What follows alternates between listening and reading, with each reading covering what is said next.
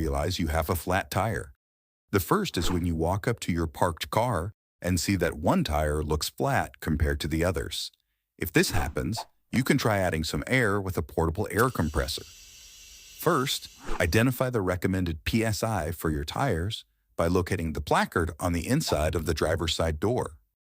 Fill the tire to the recommended PSI shown here. If your tire is flat an hour after putting air in, you'll need to change the tire and put on the spare. You can also experience a flat tire while you're driving. If you suddenly notice a strange flapping sound and feel your car pulling to one side, you'll need to pull over somewhere safe and see what's going on. You likely have a flat tire. It's dangerous to change your tire next to traffic, so if it's safe to do so, pull over to the side of the road that the flat tire is on.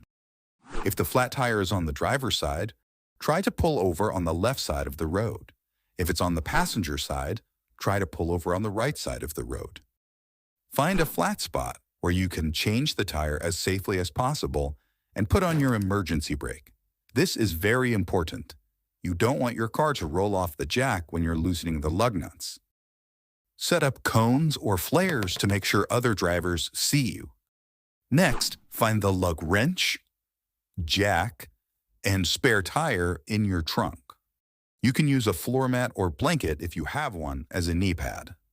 Now let's walk through how to remove your flat tire and put on the spare.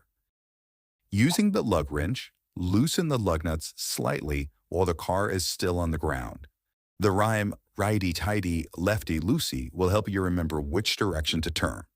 Turn the lug nuts to the left to loosen them. Lefty-loosey. The lug nuts might be on there pretty tight. You can stand on the lug wrench or slide a pipe over the lug wrench handle to give you more leverage. Once all of the lug nuts are loosened, it's time to raise the car off the ground. Place the jack under the car's lift point. You can find the lift point by looking under the car. Look for 2 notches and a tab sticking out between the 2 notches. You want to place your jack on that lift point tab. You can also look in your car's owner manual to find out where to place the jack.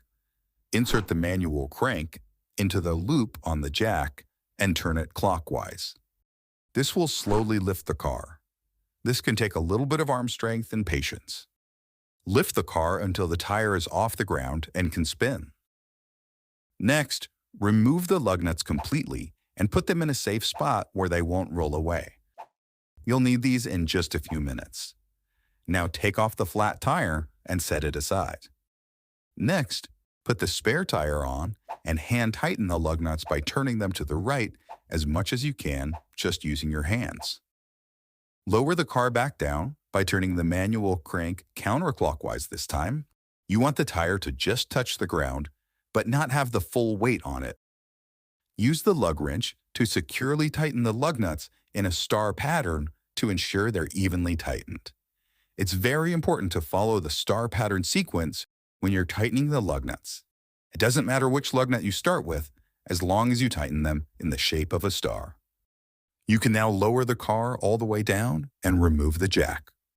Once you've put your tools and your flat tire back in your trunk, you are now safe to get back on the road.